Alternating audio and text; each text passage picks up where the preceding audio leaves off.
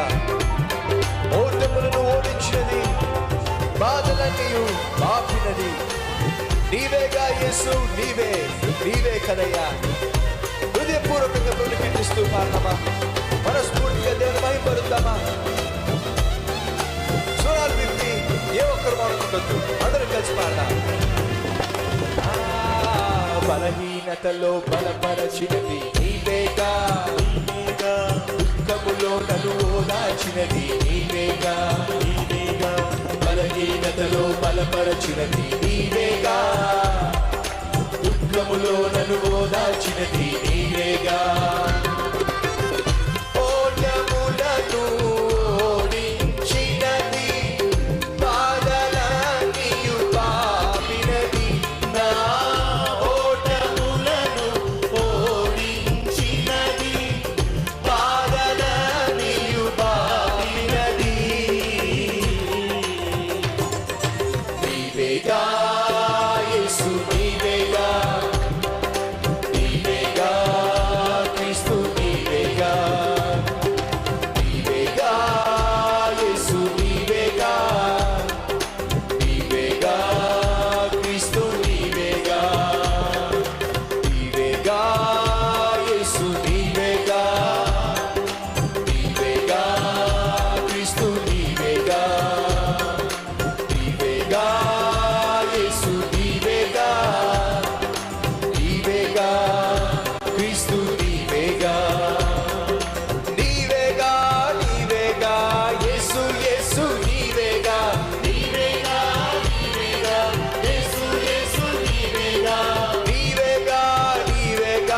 యేసు, నీవేగా యేసు, నీవేగా గట్టిగా నీవేగా యేసు, నీవేగా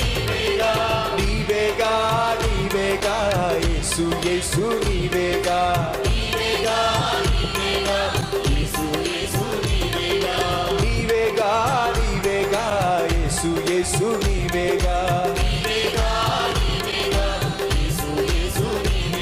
నీవేగా యేసు, నీవేగా క్రీస్తు, నీవేగా యేసు, నీవేగా క్రీస్తు, నీవేగా.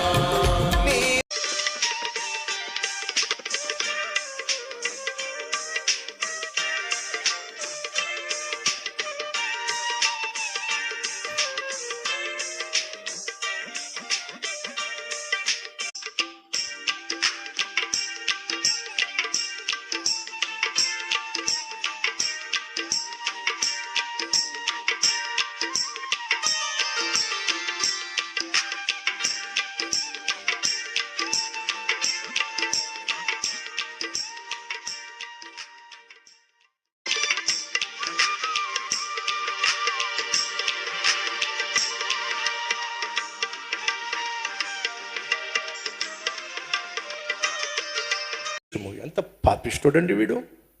ఓ పక్క చెల్లి అంటున్నాడు, మరోవైపు రా పాపం చేద్దాం అంటున్నాడు. ఈరోజు మన మధ్య ఎవరైనా ఉన్నారా? ఒకవైపు అక్క అక్క అంటూ, అన్న అన్న అంటూ, బ్రదరు అంటూ, సిట్టరు అంటూ, ఒకవైపు పిలుపులు చూస్తేనేమో అద్భుతం, చేసేవన్నీ కూడా పాపిష్టి పనులు. ఉన్నారా మన మధ్య? దెయ్యం పట్టిన వాళ్ళు, కామ పిశాచీలు పట్టిన వాళ్ళు ఉంటే జాగ్రత్త పడితే మంచిది.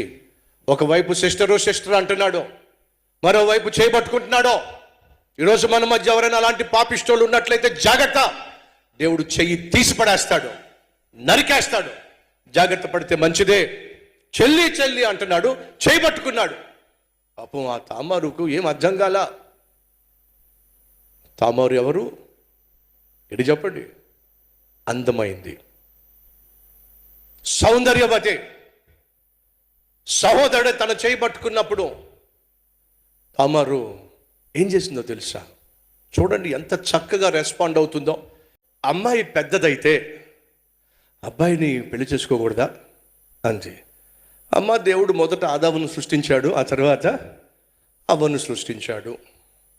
అబ్రహాము పెద్దవాడు, శారా చిన్నది. సాధారణంగా ఈ వ్యవస్థ అప్పటి నుంచి వస్తుంది. కాబట్టి సహజంగా పెళ్లి కొడుకు పెద్దోడై ఉంటాడు, పెళ్లి కూతురు చిన్నదై ఉంటుంది.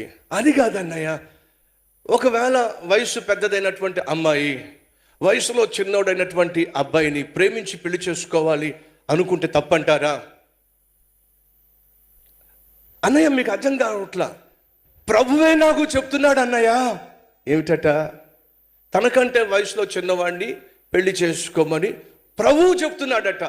దేవుడే బయలుపరిచాడు అన్నయ్య అని అంటే నేను ఏమీ మాట్లాడకుండా కామైపోయా. పిచ్చి పట్టేసింది, తిరిగి బాగా ముదిరిపోయింది అని చెప్పి నేను కామైపోయా.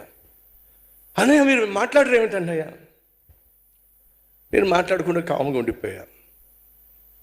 అప్పుడు ఆమె అంటది, మీరు ఏమనుకోకపోతే, మీకు కోపం రాకపోతే ఒక విషయం చెప్తానంది. చెప్పు తల్లి అన్న. నా వయసు చెప్పాక 35 సంవత్సరాలు 40 సంవత్సరాలు. ప్రభువు బయలుపరిచాడట. ఏమిటి? మీ అబ్బాయి సాహస్ ప్రిన్స్ ఉన్నాడు కదా, సాహస్ ప్రిన్స్ని చేసుకోమని ప్రభువు బయలుపరిచాడు నాకు. మీరు ఎలా నవ్వారో నేను కూడా అలాగే నవ్వా. నేను అనుకున్నాను మీకు కోపం వస్తుందని, నేను అనుకున్నాను కొడతారని, మీరు నవ్వుతున్నారేమిటి అని అంటే, తల్లి నువ్వు క్యూలో ఉన్నావు అని చెప్పా. దేంట్లో ఉంది? క్యూలో ఉన్నావు నువ్వు. అదేమిటి? నీలాంటి వాళ్ళు వచ్చి నా దగ్గరకు వచ్చి ఎంతమంది చెప్తారో, అయ్యా దేవుడు మీకు ఏమైనా బయలుపరిచాడా? ఏం బయలుపరిచాడండి? మా అమ్మాయి సంగతి మీకు ఏమైనా బయలుపరిచాడా?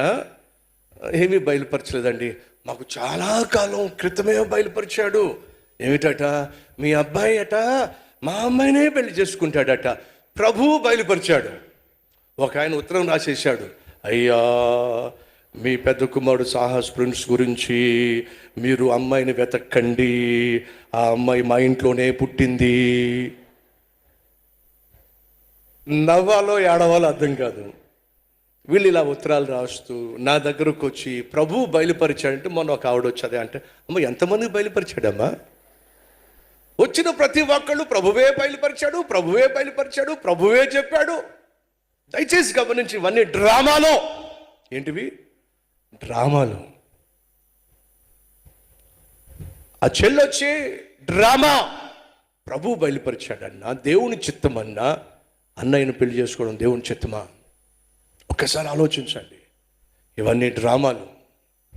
ఆ డ్రామాలు మనకు తెలియక మనం సాధారణంగా ఏం చేస్తాం? పాపం పిచ్చిది ఎవరినో ప్రేమించిందంట, వాడు మంచోడు అంటే, ఇంట్లో ఒప్పుకోవట్లేదంట. ఆ తల్లి వచ్చి అసలు బండారం మొత్తం బయట పెట్టేసింది. అర్థమవుతుంది.